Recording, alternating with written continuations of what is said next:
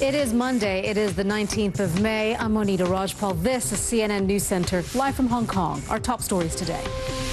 Days of torrential rains have killed at least 24 people across Serbia and Bosnia-Herzegovina. The death toll is expected to rise after 3 months' worth of rain fell in just 3 days, stranding many in their homes. This is the worst flooding many in the region have ever seen.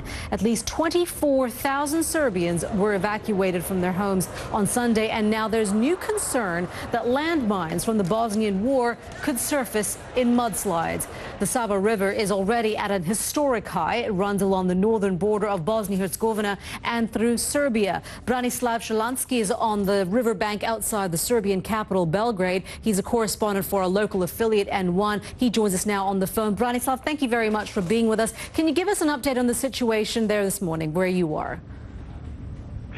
Monita, I'm still on the Sava River bank at the western entrance to the city of Belgrade. Good point there, Branislav. Thank you so much for that. Branislav Shalansky there at the riverbank outside the Serbian capital in Belgrade. Well, Branislav, there did talk about the fact that there has been no rain, at least for this morning. Pedram Javaheri is at the World Weather Center, keeping an eye on the forecast for that region. Pedram? Yeah, Monita, you know, the rain has actually let off in the last couple of days. The widespread rain has, and that's excellent news. But what we know with the volume of water and how it works its way across rivers, of course, when you work your way downstream, the river down. All right, Pedram, thank you very much. Pedram Javaheri there live for us. As tensions between two nations escalate, 3,000 Chinese citizens have left Vietnam and more are being evacuated. The official news agency Xinhua says 2 Chinese ships have arrived at the port of Sunday. 16 critically injured Chinese citizens were flown out of Vietnam. Let's get you more now on the Chinese reaction from CNN's David McKenzie, who joins us now live from Beijing with that. David?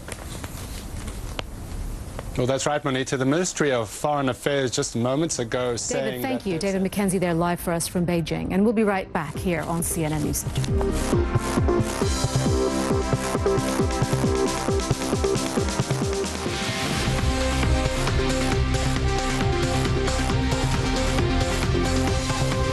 Hello, you are watching CNN News Center live from Hong Kong. I'm Monita Rajpal. A tearful apology from South Korea's president in a nationally televised address. Park Geun-hye said she takes personal responsibility for her government's handling of the Sewol ferry disaster last month.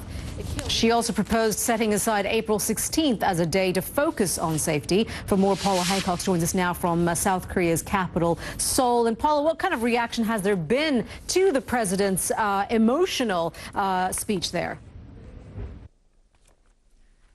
Well, Monita, this is the side of the South Korean president that South Koreans simply don't get to see. Let's bring you up to date on some of the other stories that we're following for you here at CNN News Center. We begin with some big business developments. British drug maker AstraZeneca has rejected another revised bid from its U.S. rival Pfizer. It says the nearly $120 billion offer undervalues the company. The Libyan government is condemning the violence that has erupted across the politically fragile country.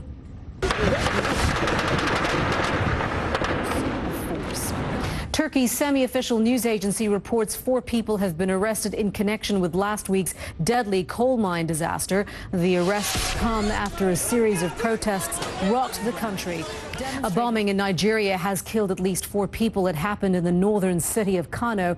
The bomb exploded at a busy intersection in a mostly Christian part of the city. Police are still investigating. No word yet on who is responsible for this attack. Well, the Nigerian terrorist group Boko Haram continues to hold more than 200 schoolgirls hostage. Boko Haram says its aim is to eliminate Western influence and impose strict Sharia law. Arwa Damon sat down with 2 informants for an exclusive look into the organization's mindset. Their voices have been altered to protect their identities. We meet in a safe house. Just speaking to us could cost them their lives. Coming up, support for the once all-powerful Indian National Congress Party has dropped to historic. You are watching CNN News Center live from Hong Kong. It's an exciting week ahead for India's Prime Minister-elect Narendra Modi. He'll be formally picked as the leader of the BJP parliamentary party on Tuesday. A date for Mr. Modi's swearing in will be decided at the same meeting. Well, outgoing Prime Minister Manmohan Singh Singh resigned on Saturday after a decade on the top job. Support for his once hugely powerful party, the Indian National Congress, slid to historic lows. Malika Kapoor reports on his dramatic fall from grace. 1947, India became independent.